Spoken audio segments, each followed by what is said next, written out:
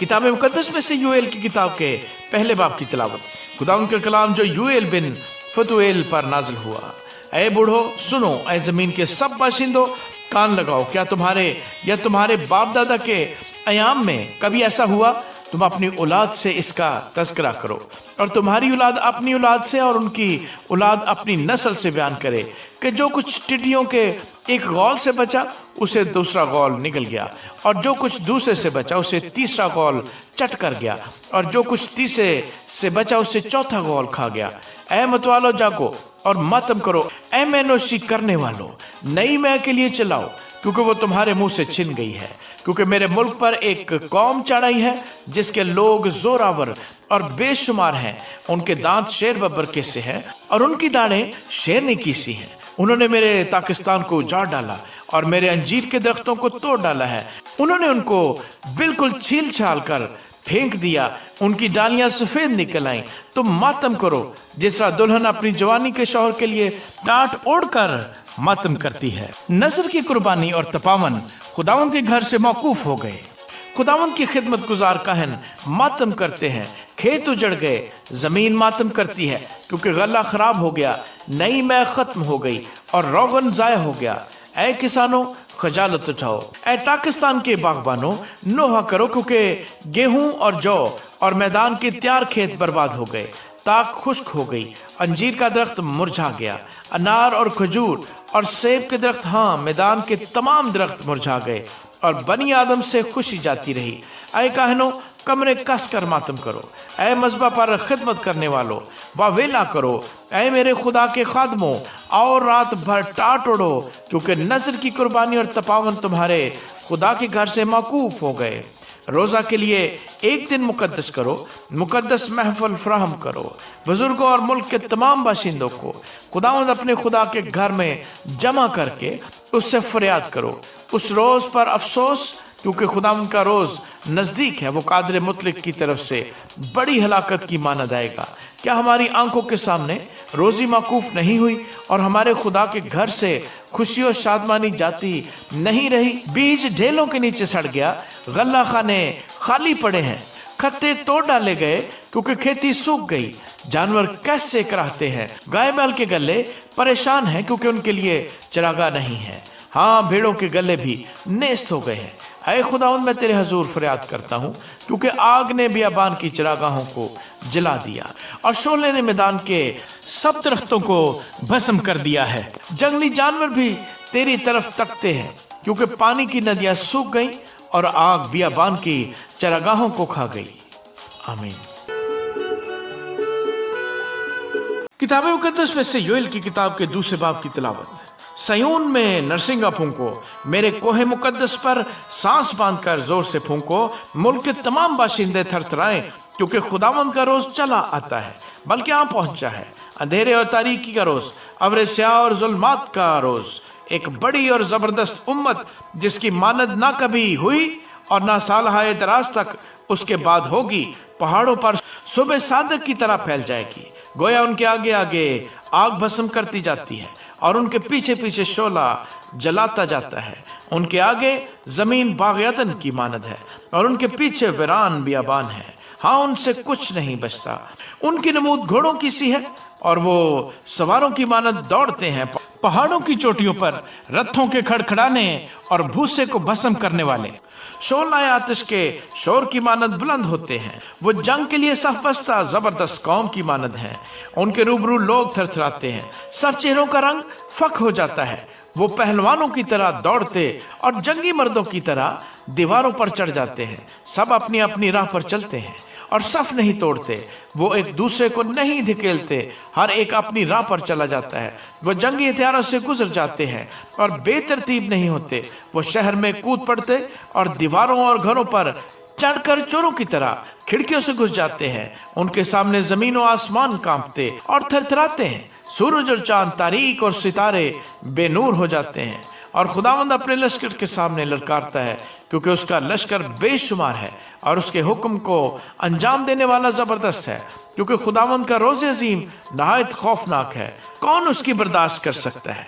लेकिन खुदावंद फरमाता है, अब भी पूरे दिल से और रोज़ा रख कर اور گرے اوزاری و ماتم کرتے ہوئے میری طرف رجوع لاؤ، اور اپنے کپڑوں کو نہیں بلکہ دلوں کو چاک کر کے خداوند اپنے خدا کی طرف متوجہ ہو، کیونکہ وہ رحیم و مہربان، قہر کرنے میں دھیما اور شفقت میں غنی ہے، اور عذاب نازل کرنے سے باز رہتا ہے۔ کون جانتا ہے کہ وہ باز رہے اور برکت باقی چھوڑے، جو خداوند تمہارے خدا کے لیے نظر کی قربانی اور تپاون ہو۔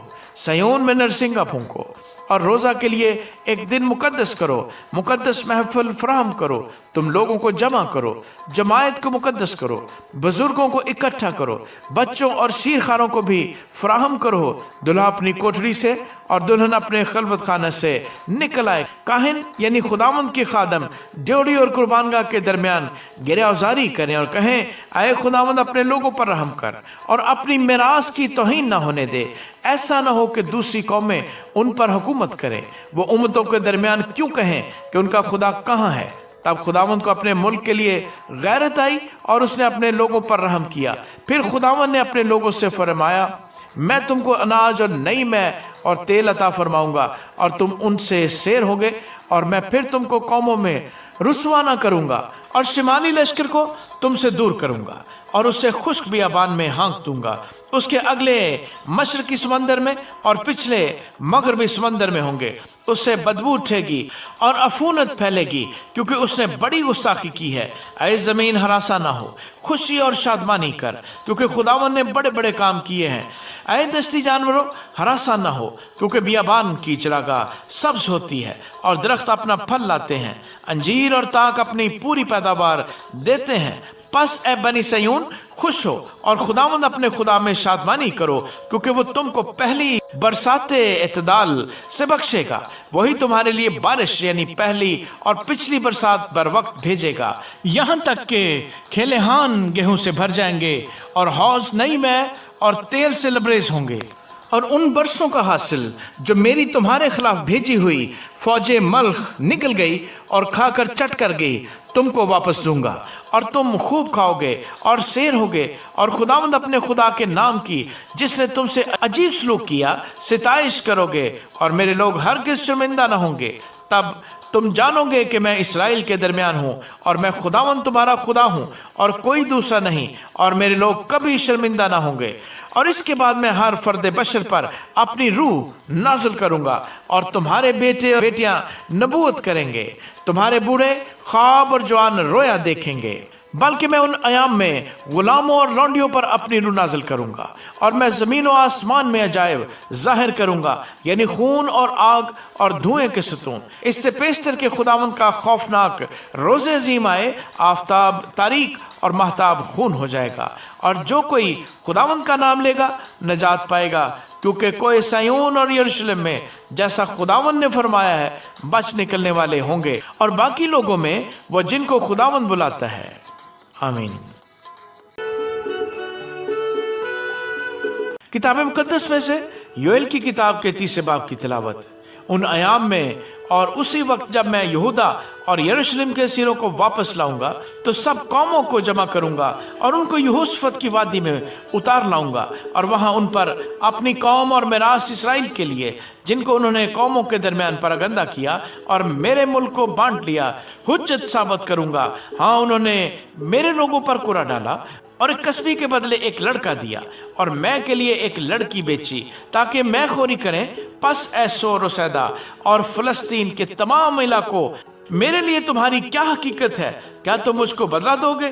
اور اگر دو گے تو میں وہیں فوراً تمہارا بدلہ تمہارے سر پر پھینک دوں گا، چونکہ تم نے میرا سونا چاندی لے لیا ہے اور میری لطیف و نفیس چیزیں اپنے مندروں میں لے گئے ہو، اور تم نے یہودا اور یروشلم کی اولاد کو یونانیوں کے ہاتھ بیچا ہے تاکہ ان کو ان کی حدود سے دور کرو۔ اس لیے میں ان کو اس جگہ سے جہاں تم نے بیچا ہے برانگیختہ کروں گا، اور تمہارا بدلہ تمہارے سر پر لاؤں گا، اور تمہارے بیٹے بیٹیوں کو بنی یہودا کے ہاتھ بیچوں گا، اور وہ ان کو اہل سبا کے ہاتھ جو دور کے ملک میں رہتے ہیں بیچیں گے، کیونکہ یہ خداوند کا فرمان ہے۔ قوموں کے درمیان اس بات کی منادی کرو، لڑائی کی تیاری کرو، بہادروں کو برانگیختہ کرو، جنگی جوان حاضر ہوں وہ چڑھائی کریں، اپنے حل کی پھالوں کو پیٹ کر تلواریں بناؤ اور ہنسوؤں کو پیٹ کر بھالے، کمزور کہے کہ میں زور آور ہوں۔